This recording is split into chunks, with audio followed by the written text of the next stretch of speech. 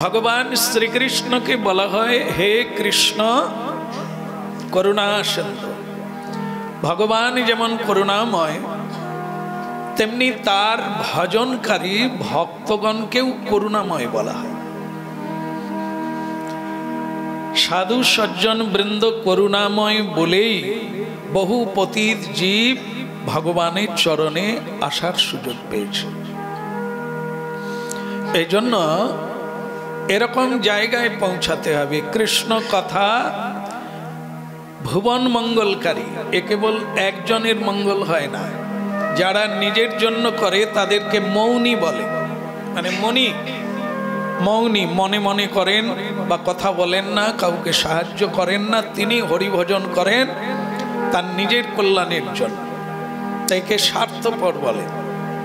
মহাপ্রভু হরিদাস ঠাকুরকে প্রশ্ন করেছিলেন মনে মনে হরিনাম করলে কি হবে আর উচ্চস্বরে হরিনাম করলে কি হবে। তো হরিদাস ঠাকুর তাতে বলেছিলেন যে প্রভু মনে মনে করলে নিজের হবে, আর যদি কেউ উচ্চস্বরে হরিনাম করে তাহলে কি হবে, লোকে শুনে নেবে না, নিজের তো হবেই। আর সেই মঙ্গল ধ্বনি মঙ্গল নাম দিব্য নাম যদি কারো কানে পৌঁছে যায় তাহলে সেটাও তার করুণা হবে। এই জন্য উচ্চস্বরের কীর্তনের এত মহিমা। একটু উচ্চস্বরে কীর্তন করলে আপনারও হবে, এবং মনে মনে চাইতে আবার উচ্চস্বরে বেশি ফলাফল যদি কেউ নিজের জন্যও করে। সেটা মনে মনে করার চাইতে যেটা মনে মনে করতে হবে সেটা হচ্ছে গুরু মন্ত্র। এটা দ্বিতীয় ব্যক্তি শুনবে না, এটা মনে মনে করতে হবে। কিন্তু কীর্তন মহামন্ত্র কীর্তন এটা উচ্চস্বরে করাই হচ্ছে উপকারিতা, আপনার নিজেরও উপকারিতা, যেটা মনে মনে করলে আপনার শরীরে একটা মানে কি বলা যায় অবসতা আসবে, মানে যেটাকে তন্দ্রাচ্ছন্ন বলে। হরে কৃষ্ণ। আমার হয় এটা, আপনাদের না হলেই ভালো। তো এইটা মনে মনে করলে অনেক সময় মন অন্য জায়গাতে চলে যায়, অন্য বস্তুতে ডুবে যায়। মনে মনে করলে দেখবেন আপনি জানবেন না আপনার মন কখন মেয়ের বাড়ি চলে গেছে, তাদের নাতিটা কি যে করছে, কি যে এরা দেখাশোনা করবে কিনা, এদিকে কিন্তু ঝোলামালা ধরা আছে। এই জন্য এটা হচ্ছে প্র্যাকটিক্যাল করে দেখবেন। আর যদি একটু উচ্চস্বরে কীর্তন করেন হাতে তালি দিয়ে, তাহলে দেখবেন অন্য চিন্তা আসবে না, কারণ আপনি নাম উচ্চারণ করছেন, আবার ওই নামটা আপনারই কানে ফিরে যাচ্ছে। এই জন্য মহাপ্রভু উচ্চস্বরে, মানে কারা করবে, যোগী ঋষি মুনি তারা মনে মনে করেন, তার মন্ত্র হচ্ছে সাধনা। ওরা তো সব ত্যাগ করে দিয়ে কারো কথা, কারো ছবি, কারো মুখটা তাদের ভেতরে আসে না, তাদের ভেতরে কেবল গুরু আর গোবিন্দ ছাড়া আর কেউ নেই। কারণ তারা আছে গুহার ভেতরে, অন্ধকার গুহার ভেতরে বসে জপ করেন। আর আমরা সংসার গুহার ভেতরে কি ডালপালা ফল মূল সব ছেলে মেয়েদের সঙ্গে সে চ্যাঁ করে, ও ভ্যাঁ করে, ও ডাকে, সে কথা বলে, ওর ঘরে ডিজে বক্স চলছে, ওর ঘরে ঝগড়া চলছে, আপনার জব কিরকম জমছে, এসব ছবিগুলো চোখ বন্ধ থাকবে কিন্তু আপনার ভেতরে ফিলিং হতে থাকবে।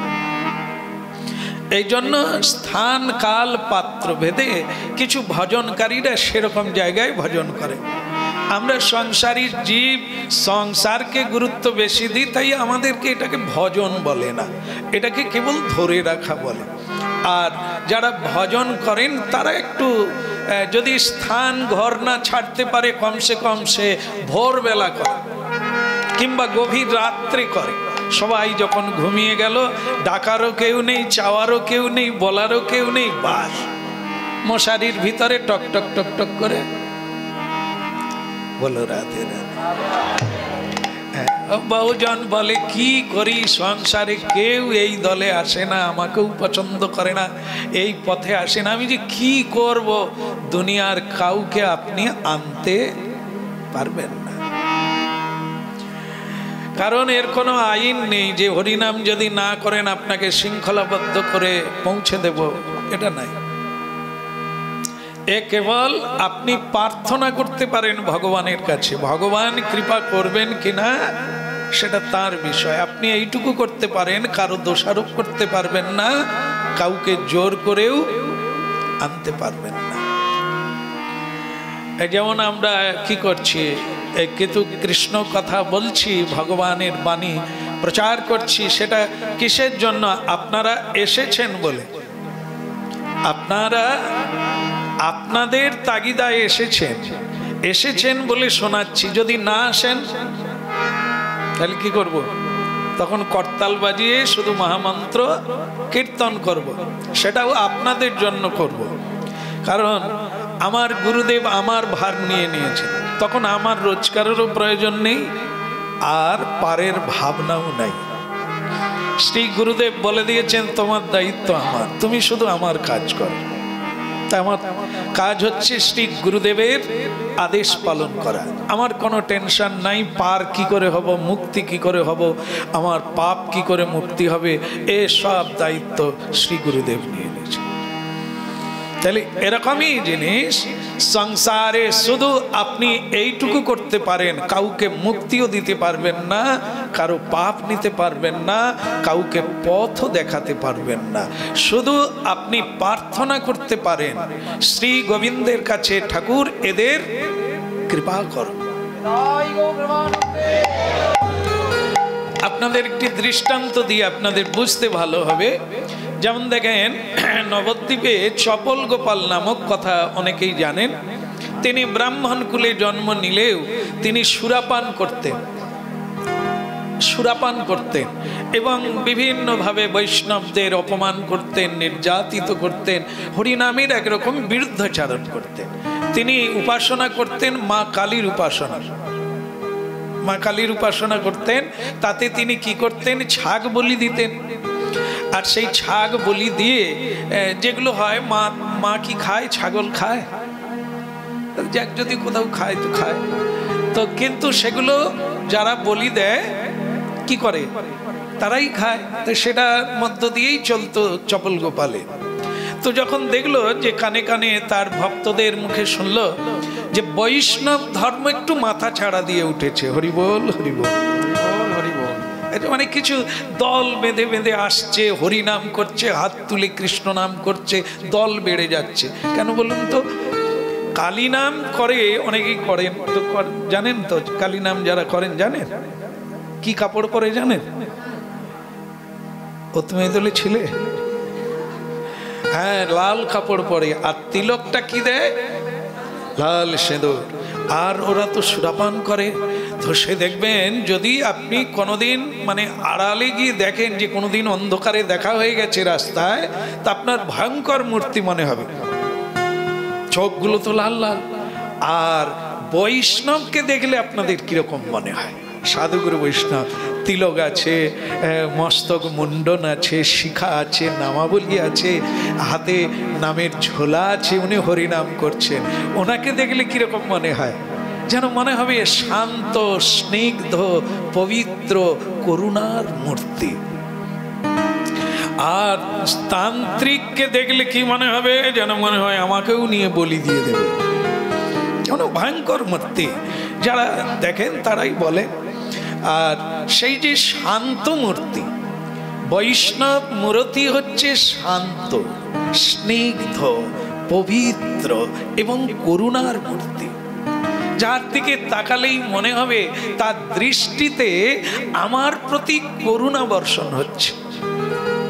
এই জন্য বলছেন যে গঙ্গার পরশ হলে পশ্চাতে পাবো। মানে যদি আমরা সাগরদ্বীপে যাই, কিংবা কলিকাতা গঙ্গা, হরিদ্বার গঙ্গা, বেনারস গঙ্গা, যেখানেই যাই, সেখানে গিয়ে স্নান করলে তবে গঙ্গার কৃপা হবে। মানে গঙ্গা স্পর্শ করলে। আর দর্শনে পবিত্র করেন কে? তার নাম হচ্ছে সাধু, সন্ত। তাদেরকে দেখলেই আপনার গঙ্গা স্নানের ফল প্রাপ্তি হয়ে যাবে দর্শনে। কিরকম কীর্তন করা হয়েছে, কিরকম বর্ণনা করা হয়েছে মহিমা কীর্তন, যে গঙ্গার কাছে গেলে হবে, গঙ্গায় ডুব দিলে হবে, সেটা যেতে হবে, ডুবতে হবে, কিন্তু সাধুর সঙ্গে দেখা হওয়া মাত্র হৃদয় গৌর প্রেমানন্দে। তাহলে সাধু কত বড় বস্তু, যে সাধুকে দর্শন করলেই আমার পবিত্রতা এসে যায়। কেন না সাধু স্নিগ্ধ, শান্ত। শান্ত কাকে বলা হয়?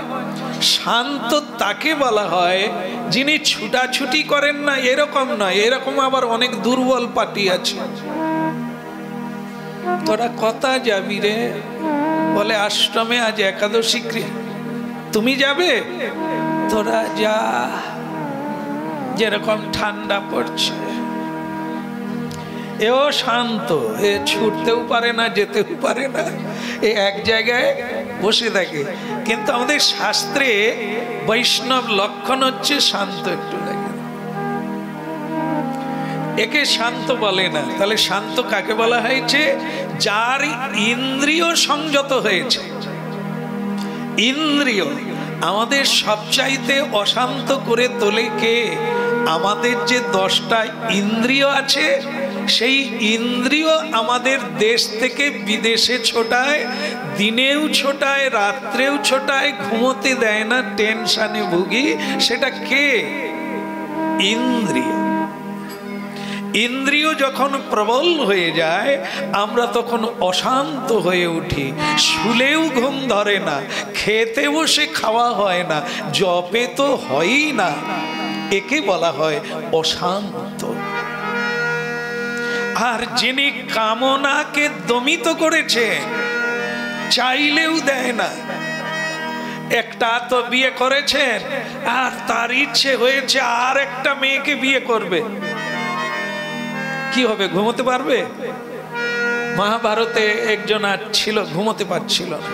বলো, তার ছেলে বাবার বিয়ে দিয়েছে।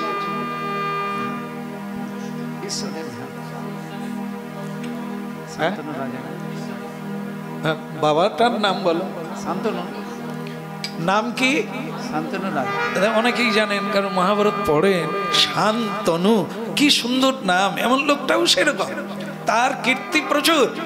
কিন্তু সে যে ওই দেখেছিল মৎস্যগন্ধা, হ্যাঁ, তাকে দেখার পর থেকে না ঘুমোতে পারে। তার ছেলের বয়স 24 হয়ে গেছে, যার নাম ভীষ্মদেব, গঙ্গা পুত্র ভীষ্মদেব, যার এরকম পত্নী মিলেছিল, দেবী জগৎ জননী গঙ্গা।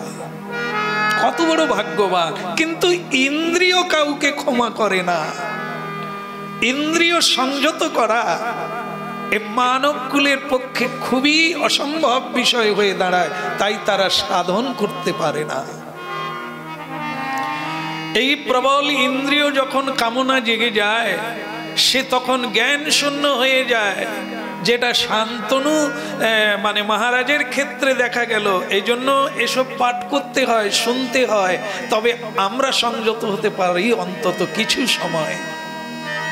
তো সে বিয়ে করার জন্য, তাকে পাওয়ার জন্য, কিন্তু তার কিছু চুক্তি ছিল। কারণ তোমার ছেলে ভীষ্মদেব আছে, আমার মেয়েকে বিয়ে করলে তার তো কোনো অধিকার থাকবে না। তার যখন ছেলে হবে, সে কি রাজা হতে পারবে? কি গান্নারুন আইন কি বলে? আগের ছেলে, বড় ছেলেই রাজা হবে, তা তোমাকে আমার মেয়ে দিয়ে লাভ কি হবে? এই কন্ডিশন দিলেন না। তো এই দুঃখে তিনিও চাইলেন না যে ভীষ্মদেব অকারণে ডুবে যাক, এই জন্য তিনিও বাবা। তাহলে কি হবে? বলতেও পারছে না, আবার বলুন ভুলতেও পারছে না। এইরকম যন্ত্রণায় থাকলে কেউ ঘুমোতে পারবে?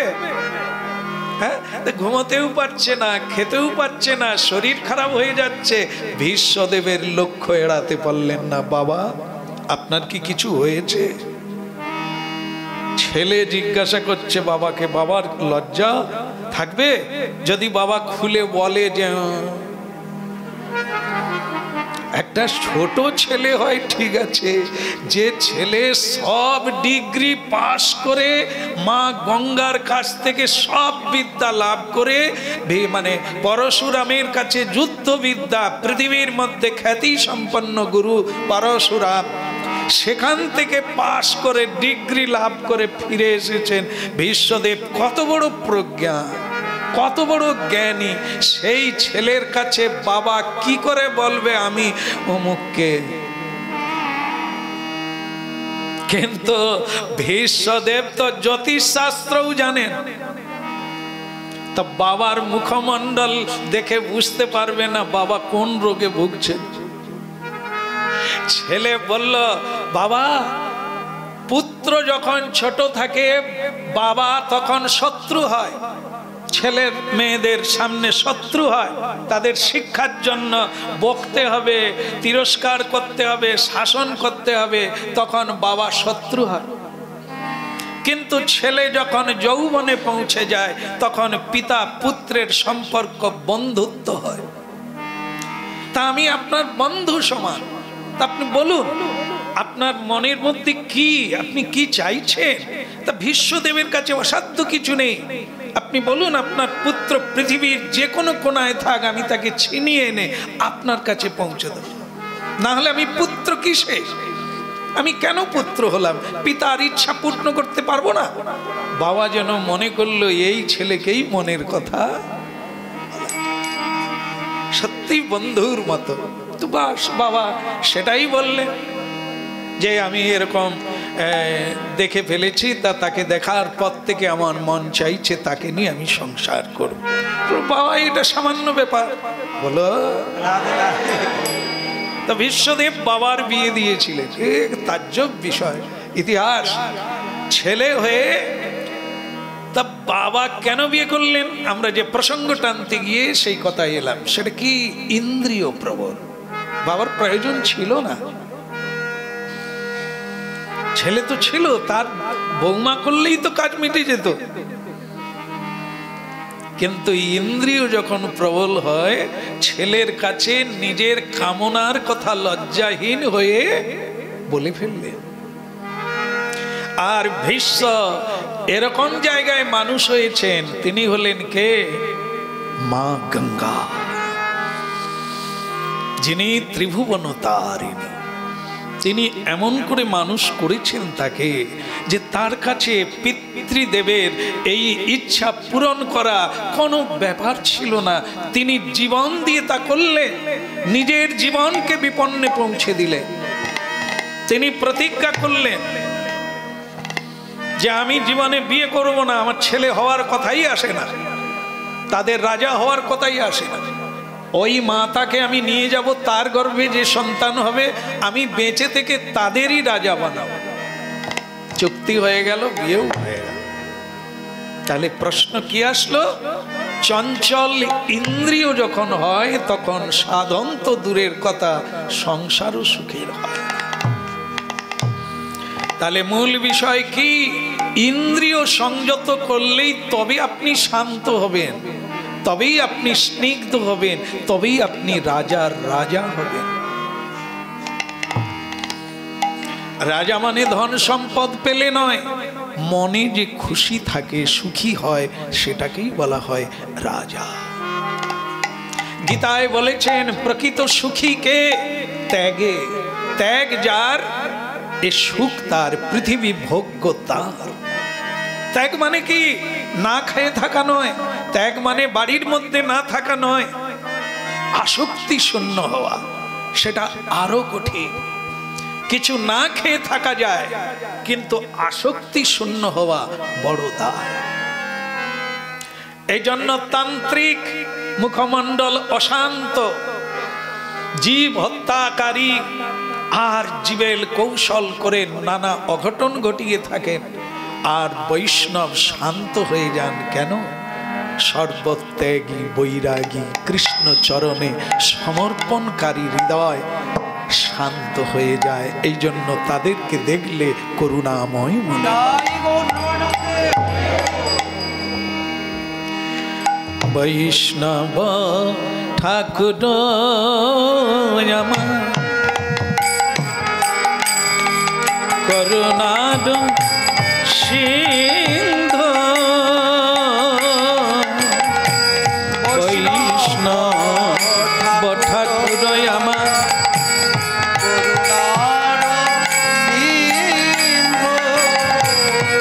বৈষ্ণব ঠাকুর আমার করুণার সিন্ধু বৈষ্ণব করুণার সিন্ধু ইহকাল পরকাল দুই কালের বন্ধু ইহকাল পরকাল দুই কালে বন্ধু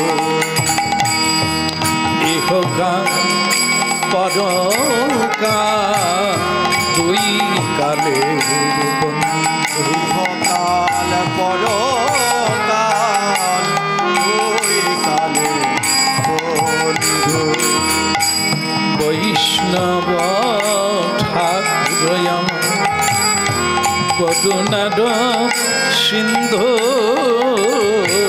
বৈষ্ণব ঠাকুর আমার করুণার সিন্ধু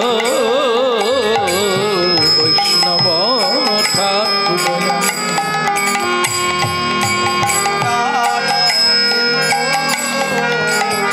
বলো রাধে রাধে। কি বলা হলো? বৈষ্ণব ঠাকুর কারো কাছে না হলেও এই জগতের কাছে করুণার সিন্ধু। ভগবান পৃথিবীতে একবার আসেন,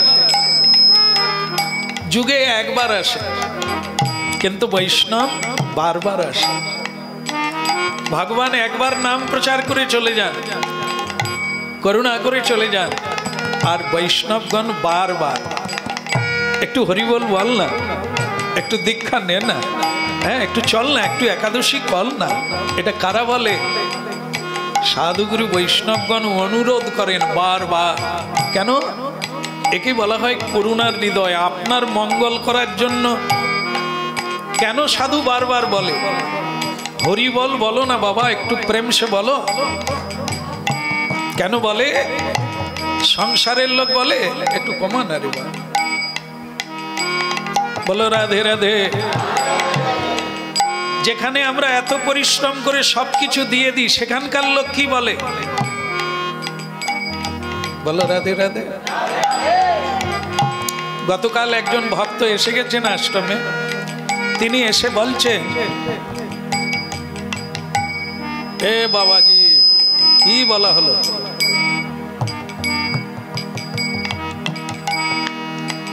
বলো রাধে রাধে। শিকড় বসে গেছে, নাড়াতে নেই। আগে কোথায় ছিলেন? নিচে গিয়ে হরিনাম করুন, যান, উপরে ঠান্ডা। বলো রাধে রাধে। মানুষ বসে গেলে নাড়াতে নেই। বলো রাধে রাধে।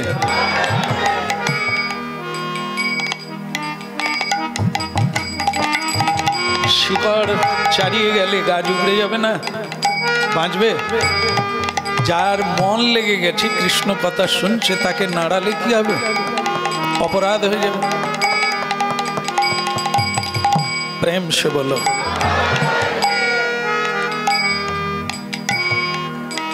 তাহলে শ্রী ভগবান একবার বলেন, সাধুরা বারবার।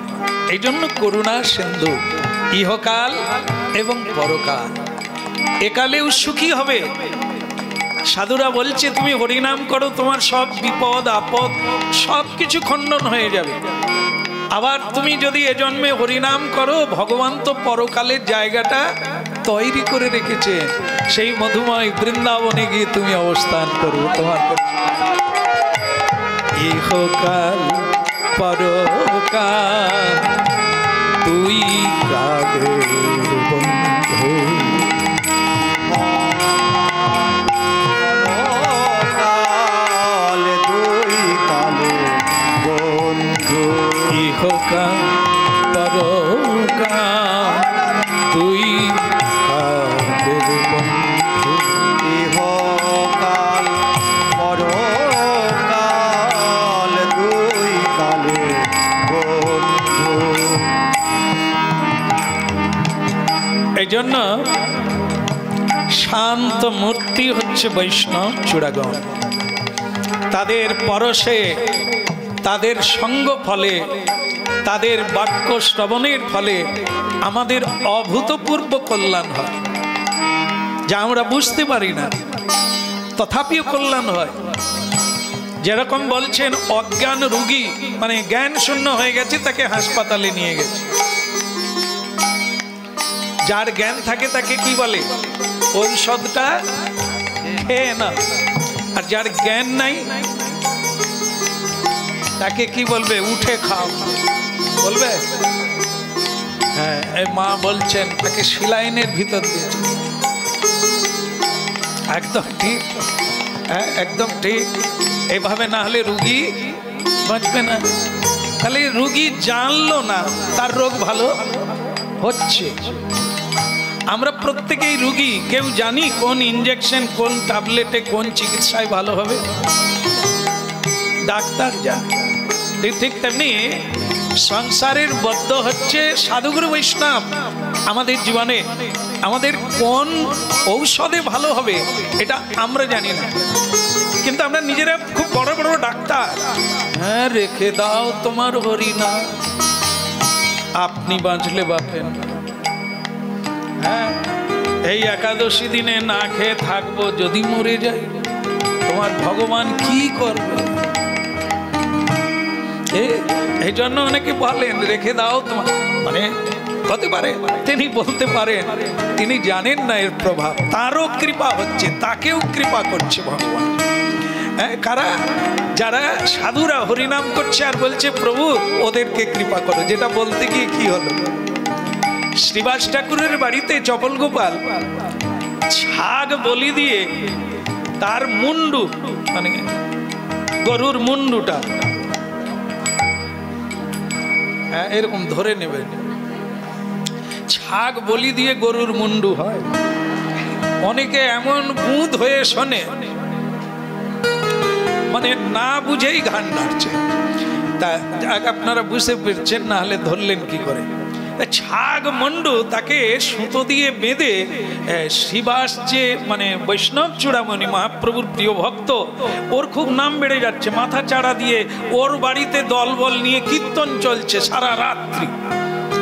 এ দেখবেন কিছু মানুষ আছে সহ্য করতে পারে না, মানে তাদের ভাই ভাইও কথা হয় না, স্বামী স্ত্রীতেও কথা হয় না, ছেলে মেয়েরাও বাধ্য নয়।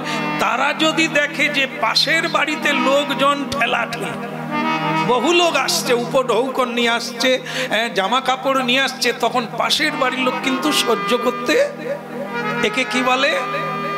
পরশ্রী কাতরতা। মানে অপরের ভালো হয়ে যাচ্ছে দেখলে সে আর সহ্য করতে পারে। তার দোতলা বাড়ি হয়ে গেছে, গুনিনের কাছে গেছে, কি করে কি করা যায় বলুন তো? আমারই পাশে আমার একতলা, তার দোতলা বাড়ি হয়ে গেল, ছাদে কাপড় মেলে, ছাদে বড়ি শুকোতে দেয়, আমার সহ্য হচ্ছে না। গুনিনের কাছে গেছে, কি করা যায় বলুন? বলে লাগবে 1 লাখ টাকা লাগবে। বলে 2 লাখ দেব, তুমি শুধু ব্যবস্থা করো যেন ওদের কিছু ক্ষতি হয়। আর ঠিক আছে, হয়ে যাবে। তুমিও বাড়ি বানাবে বলে ভিত খুলো, তারই বাড়ির পাশে পুকুরের মতো ভিত খুলো, যে বাড়ি আছে সেটা পড়ে যাবে।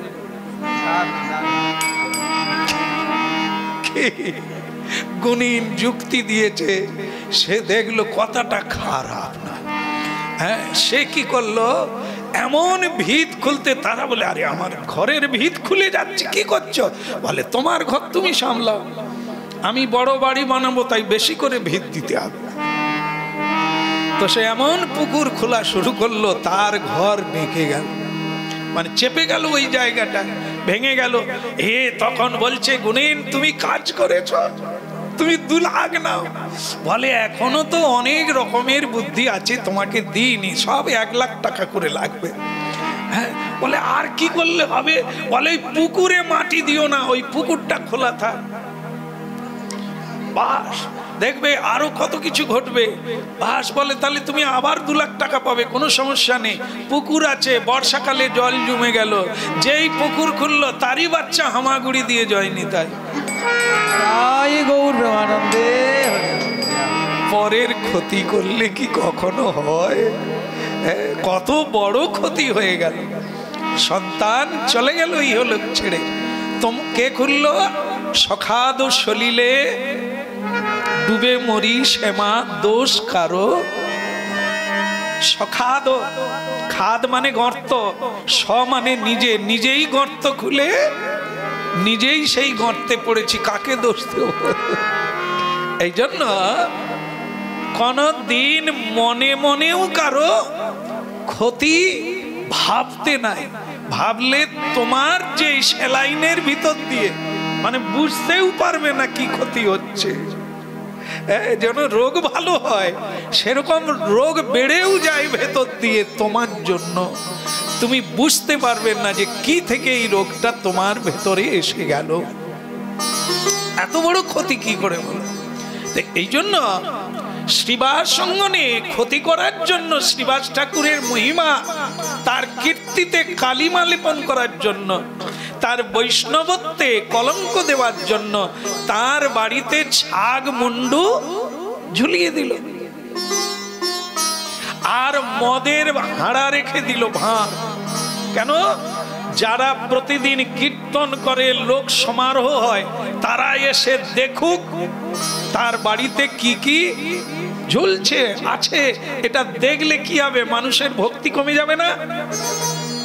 হ্যাঁ, আরে ভেবেছিলাম শ্যাম সুন্দর প্রভু অন্যরকম, কিন্তু একই রেখে দাও তোমার আশ। হ্যাঁ, উচ্ছন্নে গেছে গো, উচ্ছন্নে গেছে। তাই সেই গঙ্গার ঘাটে যারা যারা যাচ্ছে সকলেই দেখছে এ শ্রীবাসের বাড়িতে কি গো।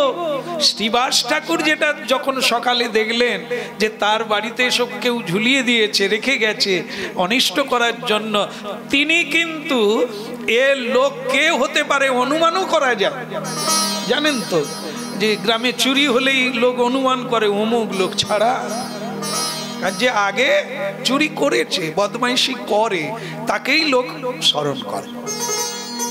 কিন্তু এই যে বৈষ্ণব যে করুণার সিন্ধু, হৃদয় যে করুণার্ত জীবের প্রতি, এই শ্রীবাস ঠাকুর পরম বৈষ্ণব চূড়ামণি, তাকে দেখলেই আপনারা বুঝতে পারবেন। সে কিন্তু ছুটতে গিয়ে নৃসিংহদেবের কাছে গেলেন, তার মন্দিরে, তার যে ইষ্টদেব, তার যে হৃদয় দেবতা, তার যে প্রাণের প্রাণ, সে হচ্ছে নৃসিংহদেব। তো সেই নৃসিংহদেবের কাছে গিয়ে প্রণাম করে বলছে, প্রভু যে এই কাজ করেছে তুমি তার অপরাধ নিও না। কি বুঝলেন? বৈষ্ণব লক্ষণ কি? অপরের করুণা চায়, অপরের উপরে মহাপ্রভুর কৃপা হোক, এই প্রার্থনা সদত করেন। করেন বলেই তো আমরা আজকে একটু কৃষ্ণ বলতে পারছি। তো তিনি কাঁদছেন, প্রভু আমাকে যেমন কৃপা করেছ, ওদেরকেও তুমি কৃপা করো, ওরাও যেন তোমার সঙ্গে নাম প্রেমে বিভোর হয়ে হরি নাম কীর্তন। এই আমার প্রার্থনা প্রভু, ওদের অপরাধ নিও না। শ্রীবাস ঠাকুরের এই কথাতেই মহাপ্রভু চপল গোপালকে কৃপা করেছিলেন। শ্রীবাস ঠাকুর অভিশাপ দেননি, শ্রীবাস ঠাকুর তার ক্ষতি চাননি। মহাপ্রভু এই শিক্ষা দিয়েছে, কারো প্রতি হিংসা বিদ্বেষ, এগুলোর নাম কি? সংযতেন্দ্রিয়। শ্রদ্ধাবান লভতে জ্ঞানম সংযতেন্দ্রিয়। তিনি মহাপ্রভুর কৃপা লাভ করতে সামর্থ্য হবেন যিনি ইন্দ্রিয় সংযত করতে পেরেছেন। কারো প্রতি বিদ্বেষ করেন না, ক্ষতি করলেও তিনি তার ক্ষতি করেন না। মহাপ্রভুকে জানান, ওকে কৃপা করুন। কতখানি এই একাদশী করা, হরিনাম করা, তার মূলে হচ্ছে এগুলিকে সংযত করা। ততক্ষণ আমরা মহাপ্রভুর কৃপা পাবো না। তো সেই শ্রীবাস ঠাকুর এত বড় একজন অপরাধকারীকে তিনি ক্ষমা করেছেন, তিনি মহাপ্রভুকে জানিয়েছেন। আজকে সকল সাধুদের কীর্তনও তাই। সাধুরা সবার কল্যাণ চান, মঙ্গল চান। সেই মঙ্গলময় প্রভুর কাছে তারা প্রার্থনা করেন। কাদের জন্য করবেন? বিশেষভাবে যারা সাধুর চরণে শরণাগতি হয়। সাধু ভগবানকে জানিয়ে দেয়, বহুদিন থেকে আসছে গো, বহু কষ্ট করছে, তোমার জন্য একটু কৃপা করো। এইবারে করুণা করো বৈষ্ণব গোসাই, এইবারে করুণা করো বৈষ্ণব গোসাই, এইবারে করুণা করো বৈষ্ণব গোসাই। ছোট করো, এইবারে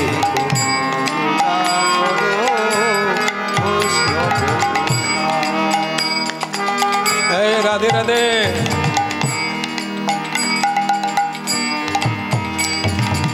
বলো এইবারে করুণা কর বৈষ্ণব গোসাই। এইবার চলো চলো, করুণা করো বৈষ্ণব গোসাই, পতিত পাবন তোমার।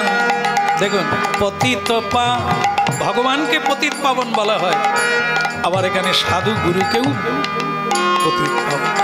পতিত পাবন তোমার বিনেকে শোনা, এইবারে করুণা কর বৈষ্ণব গোসাই।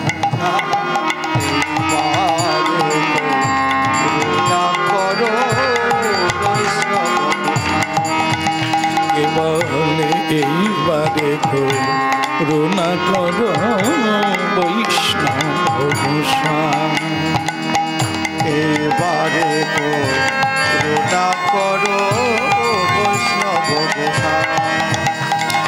আহা পতিত পাবন তোমার বিনেকে শোনা, পাবন তোমার বিনাকে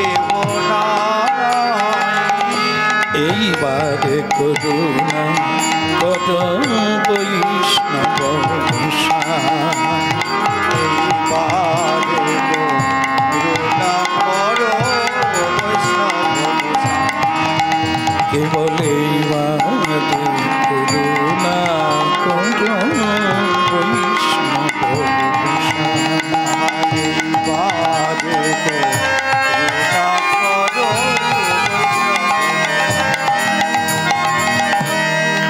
বলো শ্রী রাধা দামোদর কি।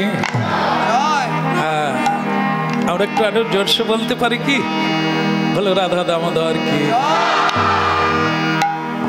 সেই মুনির মতো হয়ে যাবে না জয়? আর একটু যদি হাত তুলে বলা যায় তাহলে কি হবে? গরম লেগে যাবে। হ্যাঁ, যত হাতের পাঞ্চ হবে, শরীর যত গরম হবে, তত ঠান্ডা বেড়ে যাবে। আচ্ছা, বলো রাধে রাধে।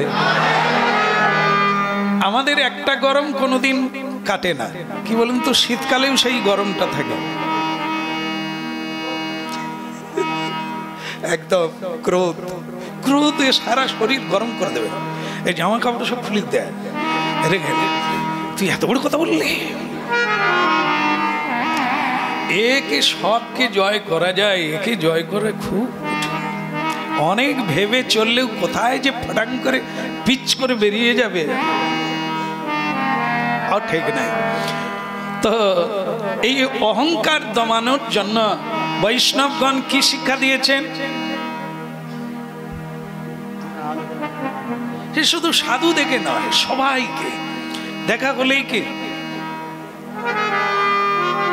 যেমন কোনো আশ্রমে ঢুকলে আশ্রমবাসীরা কি করে, যাকেই দেখে ও যদি জয় নিতাই বলে আপনারা কি বলবেন, বলতে হবে তো। এটা হচ্ছে ব্যবহার, এটা হচ্ছে আচরণ, বৈষ্ণব লক্ষণ। যদি কিছু পেতে চাই তাহলে কি করতে হবে, এটা অভ্যাস করতে হবে, ছোট বড় সবাইকে জয় নিতে হবে। হ্যাঁ, তা যদি আপনি জয় নিতাই বলেন, আপনারা যে যার যেটা ভালো লাগে জয়গুরু বলতে পারেন, আমার ওখানে কোনো বিবাদ নাই। কেমন, যে যে অনুসারী ভগবানের, যার যাকে ভালো উপাসনা করেন আপনারা সেটাই বলবেন, কিন্তু বলবেন, বললে লাভ হবে, আপনারই লাভ হবে, আর আপনার দ্বারা আবার অপরেরও লাভ হবে। যদি কাউকে মানে সে কোনোদিন হরিবোল বলেন না, জয় নিতাই বলেন না, আমি তার সঙ্গে দেখা হলে রাস্তা পাস হচ্ছি, যদি বলি জয় নিতাই, সে কি করবে বলুন তো? সে প্রথমে ঘুরে তাকা, তুমি কি আমায় চেনো নাকি? বলে চিনবো না, আপনি তো এই এলাকায় থাকে। ও জয় নিতাই, কি হলো, একবার তো হয়ে গেল, একবার শোনানো হলো আর একবার বলানো হলো। আরে তো স্যালাইনের ভিতর দিয়ে যায়, মানে ও ঈশ্বর সম্পর্কে জানা নাই, কিন্তু ঔষধ, হরিনামকে ঔষধ বলা হয়েছে, পরম ঔষধ। এ যার হোক ভেতরে ঢুকলেই কাজ, ঢুকলেই কাজ। তাহলে মহাপ্রভু কি শিক্ষা দিলেন, মানে ত্রিনাদপি শুনেছেন। এটা পাওয়ার একটা পদ হচ্ছে বিনয়। বিনয় না হলে কেউ আশীর্বাদ করবে না। যদি এরকম থাকো, কি শ্যামসুন্দর প্রভু আশ্রম চলে, আসলে হাঙ্গামা টাঙ্গামা করলে ঠিক আছে, আশ্রমে কীর্তন গাইলে আর এরকম। রাবণের অহংকার ছিল ভগবানকেও পরাজয় করে, মানে রাবণের এরকম একটা তেজ ছিল যে তিনি কাউকে কারো কাছে, শিব ঠাকুর তার গুরু ছিল, সেখানেও কোনোদিন প্রণাম করে না, এরকম দাঁড়িয়ে কথা বলে। কি হ্যাঁ, কি ভাবছো তুমি, তোমাকে ছাড়া আমার যুদ্ধ হবে না? গুরুকে বলছো, ভোলানাথকে। তুমি কি ভাবলে আমি সীতাকে ফিরিয়ে দেব? দেখলেন কিরকম অহংকার। ভগবান হন ভোলানাথ এবং তার স্বয়ং গুরু হন, তার কৃপাতেই তার এত পাওয়া, তাকেও কোনোদিন এরকম করেনি। তো সেই লোক কি করছে না, তার জীবনে সে কারো কাছে মাথা নিচু করবে না। এমনকি ভগবান হলে তিনি ঠিক করলেন নিজে ভগবান হবেন, মানে কাউকে মানবেন না, তিনি নিজে ভগবান হবেন, সবাই তাকে প্রণাম করবে, দেব দেবী ওনাকে প্রণাম করে। তেজ যখন যার বড় হবে, তার কাছে যে দুর্বল হবে তাকে তো পরাজয় স্বীকার করতে হবে। দেব দেবী পর্যন্ত ওনার কাছে পরাজিত, ওনার আজ্ঞায় চলতে হবে, হাত জোড়ে। তো ওনার আর একজনাই বাকি ছিল, সেটা হচ্ছে স্বয়ং ভগবান বিষ্ণু। তো ওনার ইচ্ছে ছিল যে জীবনে আমি কোনোদিন নিচু হব না, আমার সম্মান বৃদ্ধি পাবে, ভগবানকেও আমি পরাজয় করে বিশ্ব ব্রহ্মাণ্ডের ভগবান হয়ে যাব, মালিক হয়ে যাব। কিন্তু সেটা কোনো দিন ভগবান করতে দেন না। তুমি যদি পরাজয় করতে পারো তবে তো তুমি অনু, ভগবান হচ্ছে বিভু, তাকে পরাজয় করা আজ পর্যন্ত কারোরই দ্বারা সম্ভব হয়নি। শেষমেশ রাবণকে মাথা নিচু করতেই হলো, অহংকার পরাজিত। হরি হরি বল। রাবণের অহংকার পরাজিত হলো, তাকে মাটিতে শুয়ে পড়তে হলো, ভগবান রামচন্দ্রের শরণে আসতেই হলো, শেষকালে রাম নাম তাকে নিতেই হলো। এ অহংকার স্বয়ং ভগবান নিজেই নির্মূল করেন তার ভক্তের হৃদয়ে। ভক্ত বৈষ্ণব ভক্ত যারা হন তারা এগিয়ে যান ক্রমশ, কিন্তু তাদের পিছিয়ে পড়ার, ধ্বংস হওয়ার, বিনাশ হওয়ার একটা আগুন থাকে হৃদয়ে, সেটা হচ্ছে অহং। হ্যাঁ, আমি অনেক এগিয়ে গেছি, আমি অনেক বড়। এই বৈষ্ণব সমাজ, এই ভক্ত সমাজ, এই হরিনামকারী, এই ধার্মিক গণেরই বড় বিপদ। সাধারণ জীব, সংসারী জীব অহংকার করলে কোনো যায় আসে না, কিন্তু সাধু সন্তের ভেতরে অহংকার চলে এলে বিপদের শেষ নাই। সংসারে একটু পরিশ্রম করলে উপাদেয় বস্তু লাভ করা যায়, কিন্তু সামান্য পরিশ্রমে বা সাধনায় ঈশ্বর তত্ত্ব লাভ করা যায় না। শ্রদ্ধা ভক্তি যেটুকু আমরা প্রাপ্তি হই ওটা বড় সম্পদ, যা পৃথিবীর কোনো মূল্যই হয় না। একদিকে দাঁড়িপাল্লায় পৃথিবীর সম্পদ, আর একদিকে কৃষ্ণ ভক্তি, দাঁড়িপাল্লা কৃষ্ণ ভক্তির কাছে তুচ্ছ সম্পদ। সেই বস্তু যদি কারো হৃদয়ে সামান্যতম কৃপা করেন, আসেন মাধবের কৃপায়, তাহলে তাকে রাখার জন্য আপনারই দায়িত্ব পড়ে। কত সাবধান থাকতে হবে, একটু অহংকার এসে গেলেই ভগবান পুরো কেড়ে নেবে, আপনি ভিখারি বেনে যাবে। এই জন্য কি সাধু সাবধান, ফের করি করো অবধান। বারবার সাবধান বাণী শোনান, অহংকার করবেন না। অহংকারে সব কিছু দমিত হয়ে যায়, দলিত হয়ে যায়, আপনি আবার পদদলিত হয়ে যাবে। যেটুকু পেয়েছেন ঈশ্বরের দান বলে গ্রহণ করুন, ঈশ্বরের দয়া, ঈশ্বরের কৃপা, গুরু কৃপা বলে গ্রহণ করুন। হরে কৃষ্ণ হরে কৃষ্ণ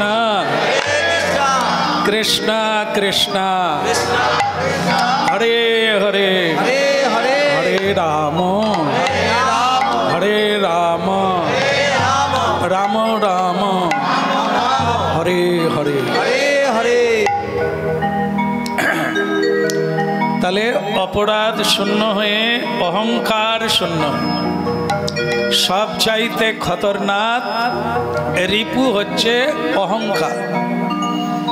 তো সেই অহংকার ভগবান নির্মূল করেন যদি ভগবানের চরণে স্মরণে থেকে অহংকার আসে, তাহলে স্বয়ং ভগবান তা সরিয়ে দেন, মুছে দেন। স্বর্গের দেবতারা আর অসুরেরা প্রায় যুদ্ধ হয়, আপনারা জানেন, প্রায় যুদ্ধ হয় দেবতা আর অসুরে। তাহলে মিলিয়ে নেবেন, আমাদের মধ্যেও দেবতা আছে আর অসুর আছে। সব সময় দেবতা অসুরের লড়াই পুরাকাল থেকে একাল পর্যন্ত হচ্ছে। যে যার মিলিয়ে নেবেন, আপনার ভেতরেই দেবতা আছে, আপনার ভেতরেই দানব আছে। আবার একটি সংসারের মধ্যে দেবভাব সম্পন্ন মানুষ আছে যা দেবতার দিকে চলে, আর অসুর সম্পন্ন মানুষ আছে তারা দেব কাজ করতে চায় না, তারা অসুরের কাজ, হ্যাঁ, দামামা বাজিয়ে গায়ের জোরে আহারে বিহারে চলায়, সেই ভাবটাই প্রকাশ করে। তাহলে সংসারের কথা বললাম, দেহের কথা বললাম। এবার যদি রাজ্যের কথা যাই, সেখানেও কিছু মানুষ আছে দেবভাব, আবার কিছু মানুষ আছে অসুর ভাব।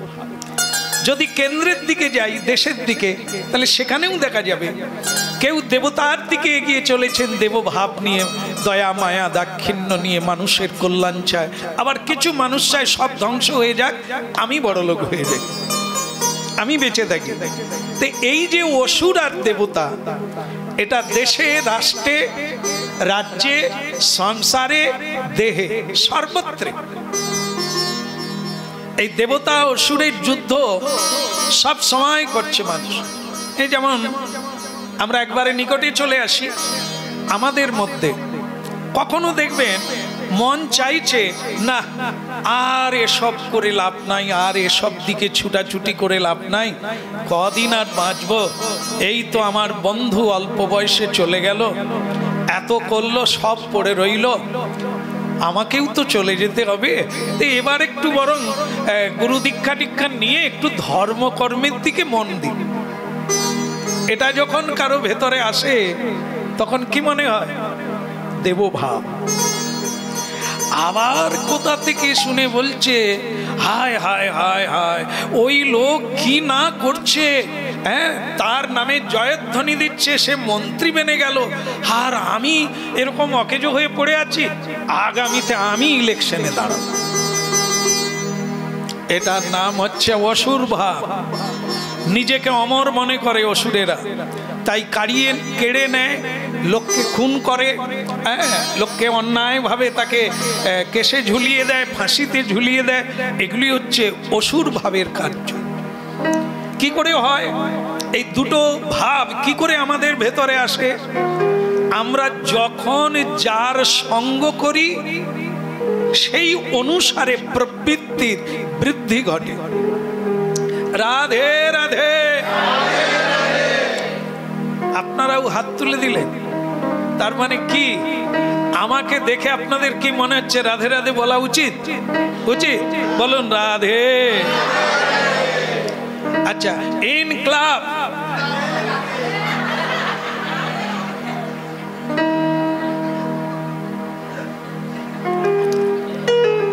আপনারা দেননি ইন ক্লাব, কারণ আপনারা বুঝতে পেরেছেন এ লোক ওই লোক।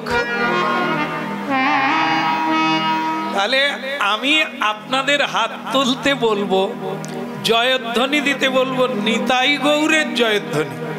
আর যদি ওই কোন রাজনীতির পার্টিতে যান তাহলে কি হবে বলুন? বিভিন্ন জয়ধ্বনি যেগুলো আছে তাদের পার্টির জয়ধ্বনি দিতে হবে। তাহলে যে যেরকম লোক আমাদের তাদের সঙ্গ করলে সেইগুলি করতে হয়। প্রেম সে বলো। তাহলে আমরা চাই রাধে রাধে বলুন, আমরা চাই আপনারা সব তো ত্যাগ করে চলে যেতে হবে, তা আপনারা বরং গোবিন্দের চরণে শরণাগতি হন। আর বিজ্ঞান কি বলবে? যতক্ষণ শ্বাস। এই সকালবেলা এই বৈষ্ণব বলছে, যা দিবি অঙ্গে সেই যাবে। আজকে নয়, কালকে খেতে খেতে বলছে যে খেয়ে নে, খাওয়া বাদ দিস নে, যা দিবি অঙ্গে। কালকে যেটা খেয়েছো সঙ্গে আছে?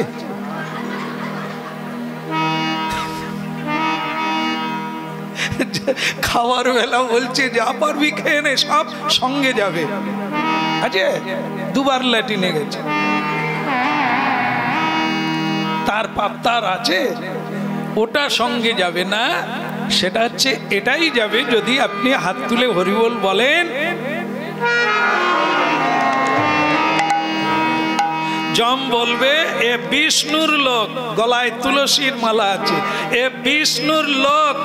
আর চিত্রগুপ্ত লিখে রেখেছে জীবনে একদিন হাত তুলে হরিবোল বলেছে আশ্রমে গিয়ে।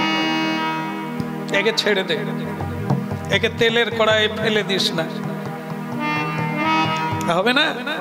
হ্যাঁ, এই জন্য যে দানে, যে দানে, যা দান করলে বহু মানুষের উপকারে লাগবে, ওখানেও আপনি বিষ্ণুর লোক। দান, গান, ধ্যান, প্রাণ, সাহায্য, উপকার, এগুলি দেবভাবের লক্ষণ। দয়া, দাক্ষিণ্য, জীবকে কৃপা করা, তাদেরকে সাহায্য করা, স্কুল বানিয়ে দেওয়া, রাস্তা বানিয়ে দেওয়া, পুষ্করণী কেটে দেওয়া, দান ধ্যান করা, বই দান করা, বস্ত্র দান করা, মানুষের পাশে দাঁড়ানো, বিপদে তাকে সাহায্য করা, সবই বিষ্ণুর দান। বিষ্ণু শরণাগতি হলে জীবের হৃদয়ে এতগুলি গুণ এসে যায়, তো সে তখন বিষ্ণুর জন হয়ে যায়। অনেক জপ ধ্যান করে কিন্তু মানুষের সাহায্য করে না, মানুষকে সম্মান করে না। সে নিজে অহংকার করে, আমি 3 লক্ষর মালা জপ করি, আমি নিরামিষ খাই, তুই সরে যা।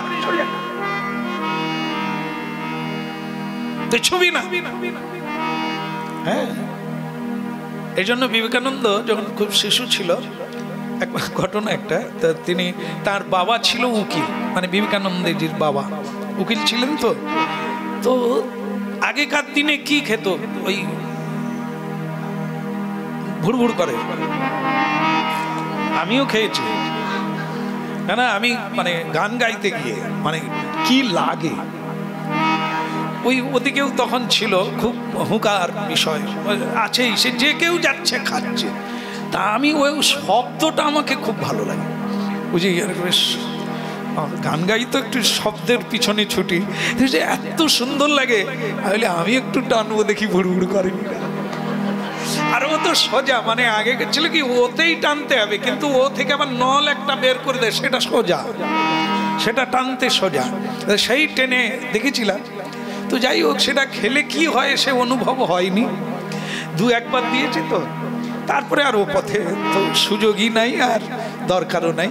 তো যাই হোক, এখন ওই বিবেকানন্দের বাবা তিনি উকিল ছিলেন, অনেক সব মক্কেল আসতেন, অনেক বড় বড় লোকজন আসতেন, সব সারা ঘরে তামুক সাজানো, অনেকগুলো তামাক।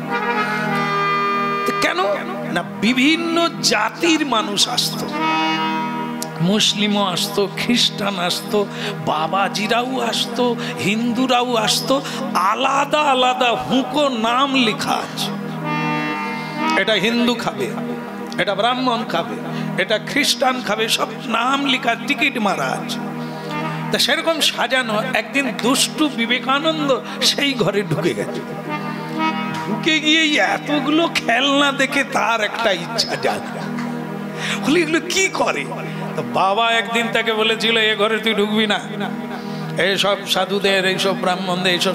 বলে বাবা ওগুলো কি? বলে সব এক এক জাতির জন্য আলাদা আলাদা তামাক সাজানো আছে। বলে কেন বাবা? বলে এক জাতির তামাক এঁঠো আরেকজন খাবে না, এই জন্য এসব তোর মাথায় ঢুকবে না, তুই ওদিকে যা, গাছে লাফা। এই যে বলে দিয়েছে, আর তাকে তো ওখানে থাকতে দেয় না, যেরকম আমরা বাচ্চাদের পাত্তা দিই না, চল হাট। বিবেকানন্দ চলে গেছে, কিন্তু তার যে মাথা, বাবা যেটা বলে দিয়েছে নাকি জাত চলে যাবে, মানে এক জাতির মানুষ যদি অন্যের তামাক খায়, উচ্ছিষ্ট খায়, জাত চলে যাবে। তার মাথায় এইটা লেগেছে, কিরকম জাত যায়, মানে কান দিয়ে বেরোবে না নাক দিয়ে বেরোবে, আর জাতটা কি সে দেখবে। কিন্তু বাবা তাকে ওই ঘরে ঢুকতে না বলেছে। আর না ঢুকলে কি আছে, বাবা কি স্নান করতে যাবে না, বাথরুমে যাবে না, বাবা কি অফিসে যাবে না, সেই তালে তো আমি 12টা বাজিয়ে দেবো সব। বাস, বাবা চলে গেছেন। একদিন বিবেকানন্দ একবারে ফাড়াং করে ঘরের মধ্যে ঢুকে গিয়ে, আগে কোনটা খাবো, আমি কি, আমি তো হিন্দু, তা দেখা যাক আমি ব্রাহ্মণ। তা সে ব্রাহ্মণেরটা আগে টান মারলো, দেখি কতটা বুক ফুলে যায় না পেট ফুলে যায়, আমি ব্রাহ্মণ। হ্যাঁ, ভুড়ভুড় করে টান মারলো, কোনো কিছু পরিবর্তন নাই, যা ছিল তাই। এইবার মুসলিমেরটা খাবো, সে ভুড়ভুড় করে মুসলিমেরটা টান দিল, সে যেমন আছে তেমন। বলে চুল টুল আছে তো, মানে সে নানা রকম ভাবে পরীক্ষা করে দেখছে যে জাত কোথা দিয়ে পালিয়ে যায়। একবারে এক ধাত থেকে পুরো যতগুলো মানে ছিল তামাকের ওই কি বলে ওটাকে, ভুড়ভুড়, সে সবেই টান দিয়েছে। হ্যাঁ, দিয়ে তারপরে শেষটাই দিতে যাচ্ছে খ্রিস্টানের কে বাবা, জমের মতো এরকম দাঁড়িয়ে আছে। তুই এ ঘরে যে ঢুকলি বড়, তো ওরও তো সাহস দুর্দান্ত, ছোটবেলা থেকে কোনো কিছুতে ভয় নাই। সেও তখন বলে বাবা আমি দেখছিলাম। তা বাবা তখন মৃদু মৃদু হাসতে হাসতে বলছে, তা কি দেখছিলে? বলে জাত কোথা দিয়ে বাড়ায় আমি দেখছিলাম। তার বাবা তখন হেসে বলছে, তা দেখা হয়েছে? না, কিছুই তো হয়নি। তো বাবা তখন হেসে ঘর থেকে পালিয়ে গেলেন। মানে তিনি তো জ্ঞানী মানুষ, তিনি বুঝতে পেরেছেন ছেলেটা যে কাজ করেছে কথাটা ঠিকই, কোনো জাত বলে কোনো জিনিস আছে? যদি থাকতো তাহলে ওর এঁঠো খেলে বিবেকানন্দে তো কিছু হতে পারতো, কিছু হয়েছে কি? তাহলে মানুষ এই জাত জাত করে বিভেদ সৃষ্টি করছে, সবার উপরে মানুষ সত্য। যদি জাতের বিচার হতো তাহলে হিন্দুরা নজরুল ইসলামের গলায় মালা দিচ্ছেন কেন? তার জন্মদিন হিন্দুরা পালন করে কেন? আবার বাংলাদেশে চলে যান, মুসলিমরাও সারা দেশ বিদেশে রবীন্দ্রনাথের জন্মদিন পালন করছে কেন? মানুষ। আব্দুল কালাম, কোন হিন্দু তার চোখের জল ফেলে না? কোন হিন্দু তার উপকারী হয় না?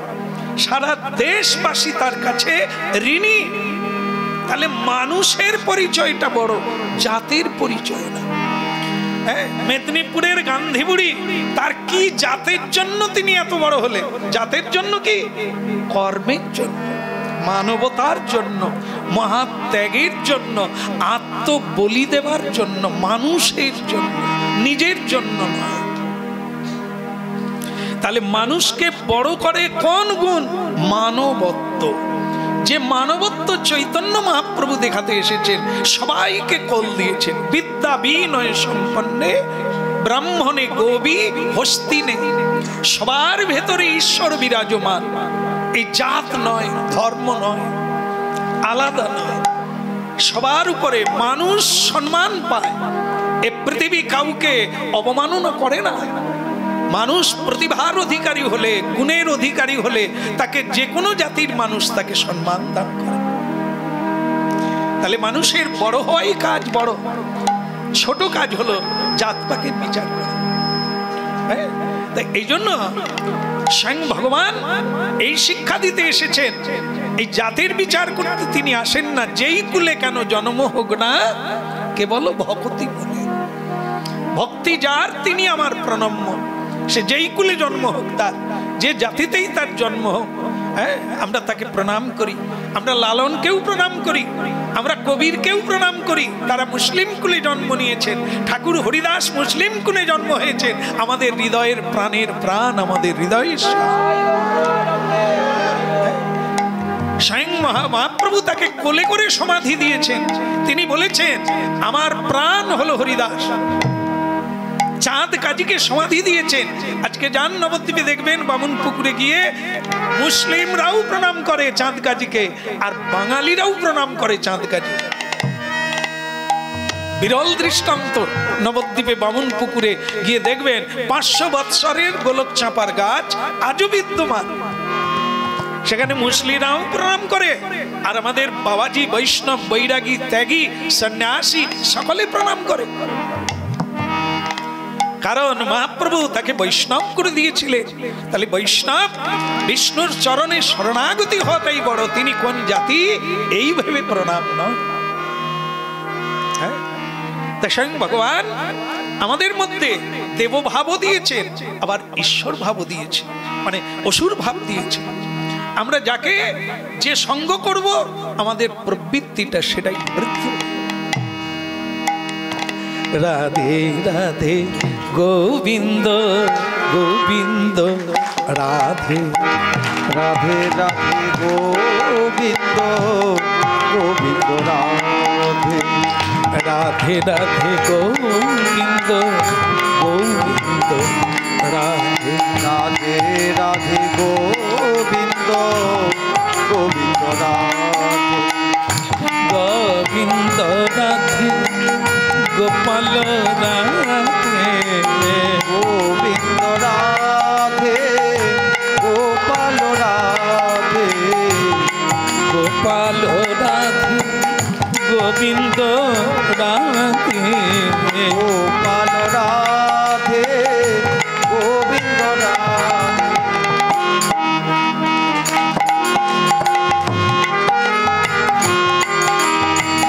রাধে রাধে গোবিন্দ গোবিন্দ, রাধে রাধে রাধে গোবিন্দ গোবিন্দ, রাধে গোবিন্দ রাধে গোপাল রাধে, গোবিন্দ রাধে গোপাল রাধে,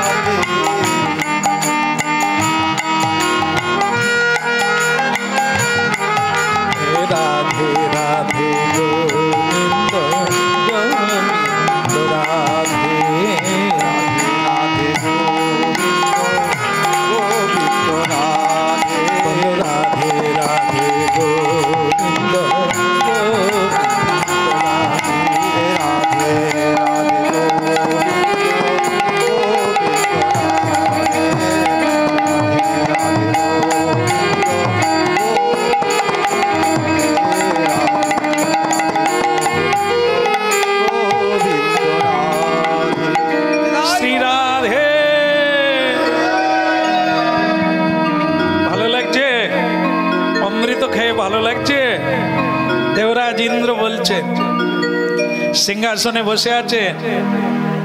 এই যে অসুরদেরকে ঠকিয়ে ভগবান বিষ্ণুর ভগবানের কথাটা উচ্চারণ করেননি। এই যে আমরা অমৃত খেলাম, কেমন লাগছে? ভালো লাগছে? তাহলে একটু মদিরা পান করা যাক আনন্দে। হ্যাঁ, একবারে আনন্দে মশগুল হয়ে গেছে।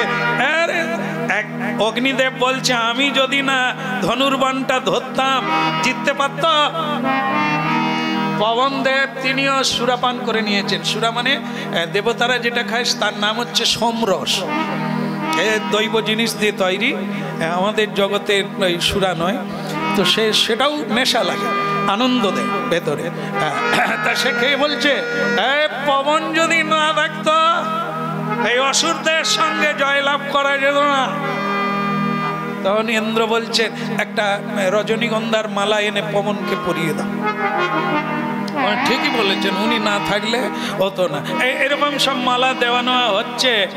ভগবান চিন্তা করলো, কার দ্বারা হলো, এরা কার নাম বলছে, মালা কাকে দেওয়া দরকার, কাকে দিল না? যখন সমুদ্র মন্থন হয়েছিল এরা কি নেশা খেয়েছিল? দেবতারা জানে না যে মন্থন হতো না যদি না মন্দার পর্বতকে স্বয়ং ভগবান কচ্ছপ রূপ ধারণ করে ঘাড়ে করে বয়ে আনত। ওরা কেউ পারছিল না, অসুরও পারে না, দেবতারাও পারে না। আমি স্বয়ং কুর্ম হয়ে সেখান থেকে পিঠে করে বয়ে আনলাম। তারপরেও আবার কাদায় বসে গেল। ওই মন্দার পর্বতের গোড়া কি করে ঘুরবে, সেখানেও আমি বললাম আমি জলের তলায় চলে যাচ্ছি, মন্দার পর্বতটা আমার পিঠে দাঁড় করিয়ে দাও। তাহলে আমার কোনো সাহায্য নাই। ওরা পারত, কিন্তু মালা কাকে দিচ্ছে? তাহলে কি আমরা বলবো ভগবানের হিংসে হচ্ছে? না, লাইনটা ঠিক রাখতে হবে। এই অহংকার যদি করো, দ্বিতীয়বার যুদ্ধ হলে তোমরা পারবে? আমি তো তখন কেটে যাব, আমি আর যাব না। এই লাইনটা ঠিক রাখতে হবে। যার দ্বারা আমাদের এত বাড়ন্ত, তাকে ভুলে গেলেই সব ভুল হয়ে যাবে।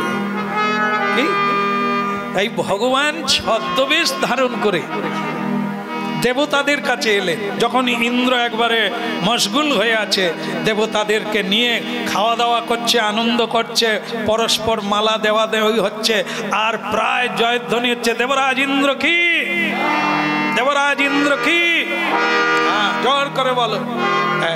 এই রকমের সময়ে ভগবান এসে গেলেন। ভগবান এসে গেলেন, দরজায় টোকা মারলেন। ইন্দ্র তখন বিরক্তি হয়ে বলে, এই আনন্দের সময় লোকজন যে কেন আসে? অগ্নিদেব একবার গিয়ে দেখো তো গেটে কে গেলে। তা অগ্নিদেব গিয়ে বলে, তুমি কে? ভগবান একটি ছোট্ট বালক রূপ ধারণ করে সেখানে এসেছে। তুমি কে? ভগবান তখন বলে, আমি কে তা তুমি পরিচয় পেয়ে যাবে, কিন্তু তুমি কে, তুমি কে? অগ্নিদেব তখন বুক একবারে ফুলে গেছে। বলি, কোথায় বাস করে, আমাকে চেনে না? বলে, আপনি আমাকে চেনেন না? আরে আমি আমার নিজের নাম বলতে কেমন লাগে, আরে আমাকে কে চেনে না? তো বলে, ভগবান বলছে, তুমি একটু বলো না তোমার পরিচয় কি? বলে, আমার পরিচয় কি? আমি যদি ইচ্ছে করি সারা ব্রহ্মাণ্ড পুড়িয়ে ছাই করে দেব। ভগবান বলে, আপনি এত বড় ক্ষমতাবান, কই আমি তো জানতাম না। আরে তুমি তো বাচ্চা ছেলে, কিসে পড়িস? তুমি কিসে পড়ো? পড়ো পড়ো, তুমি কিসে পড়ো? হ্যাঁ,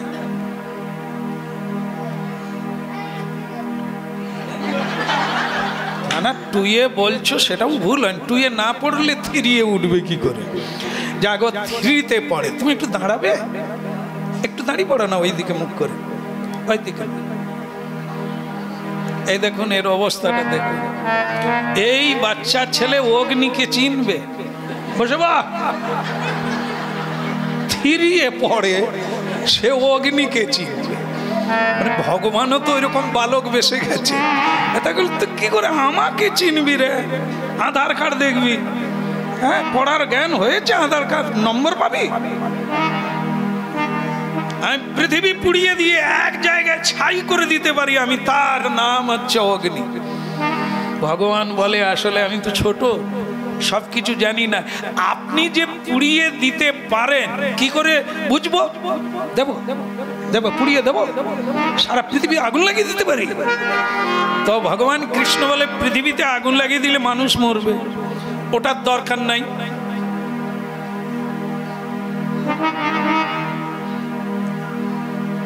এক মুঠো শুকনো ঘাস, কি ঘাস? শুকনো ঘাস বের করে রেখে দিয়েছে। বলে আপনি পৃথিবী পুড়াতে পারেন যখন কোনো বলার নাই, আমি তো জানি নাই।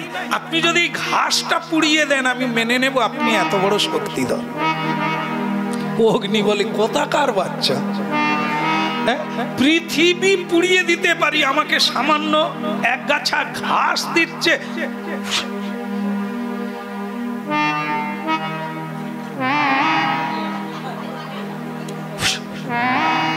সে ভাবছিল একটু ফু করব পুড়ে যাবে, কিন্তু সে জলেও নি ধোঁয়াও উড়ে। শেষকালে মহা অগ্নি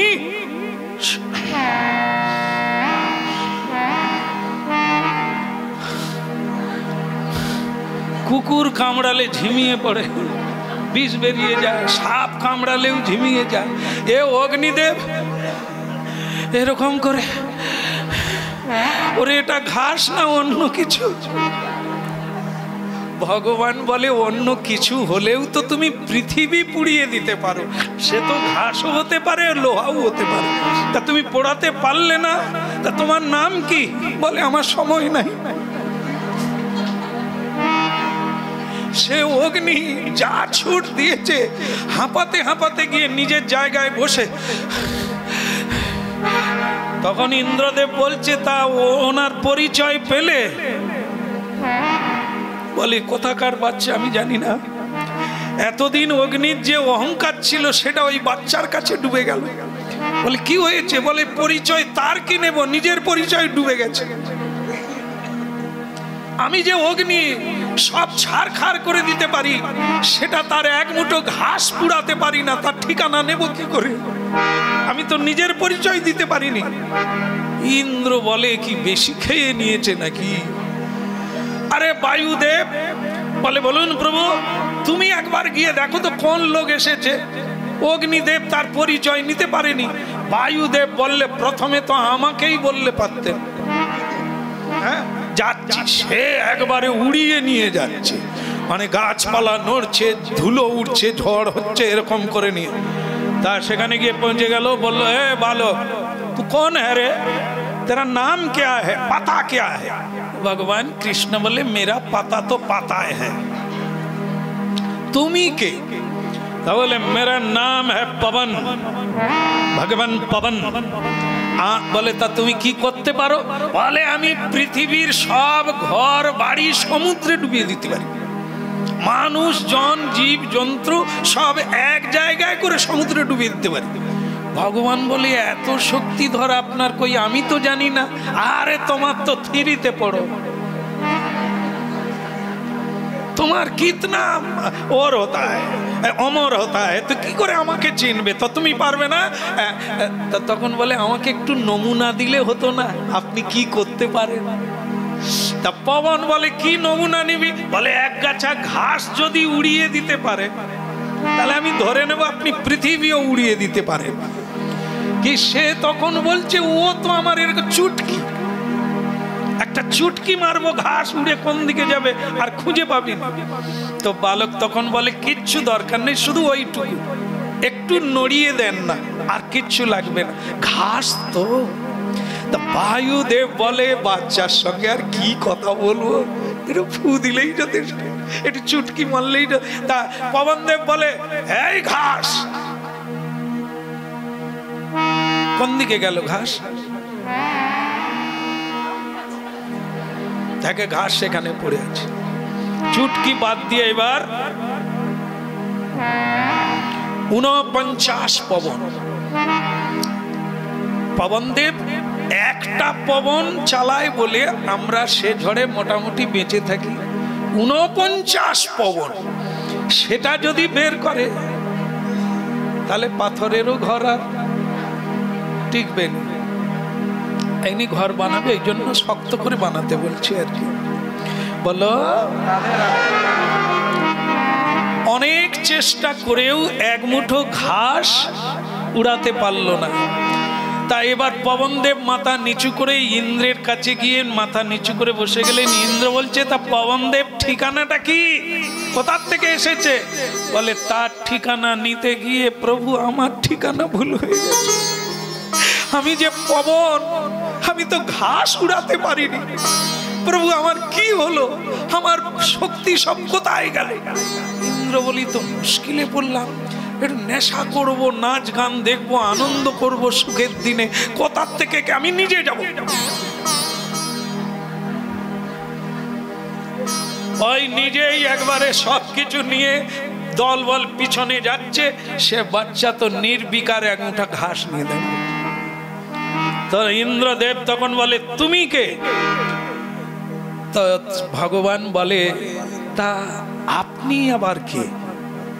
আপনি কে? ওই যে আগে যারা অগ্নি এসেছিল, পবন এসেছিল, আপনি কি তার ভাইয়েরা ভাই, মানে সরো ভাই, না বেআই, না অন্য কে? পরিচয় কি? ইন্দ্র বলে, কে?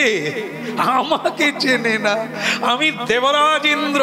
বলে, আপনার কাজ কি? জলে ডুবিয়ে দিতে পারি, আমি বৃষ্টি দান করি, সূর্য আমার আদেশে ওঠে, তাই এই পৃথিবীর মঙ্গলা মঙ্গল আমি করি। তুমি কে?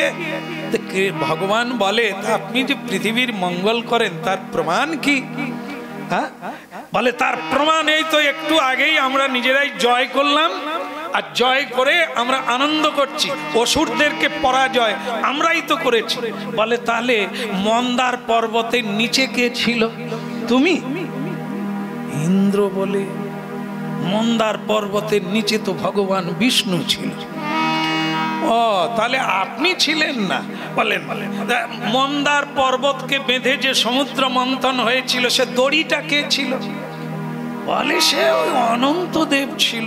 বলে, তার কোনো উপকার ছিল না? না, ছিল। সেই তো ছিল বলেই তো আমরা টানাটানি করলাম। আর যার পিঠের উপরে রেখে মন্দার পর্বত ঘর ঘর ঘর ঘর করে টানা ঘষা হলো, সে কে? বলে, সে ভগবান বিষ্ণু। তাহলে তাদের দ্বারা মন্থন উঠলো, মানে অমৃত উঠলো, সেই অমৃত কে বন্টন করে দিল অসুরদেরকে না দিয়ে? বলে, ভগবান বিষ্ণু। তাহলে এতবার ইন্দ্রের জয়ধ্বনি হচ্ছে, ভগবানের জয়ধ্বনি হয়নি কেন?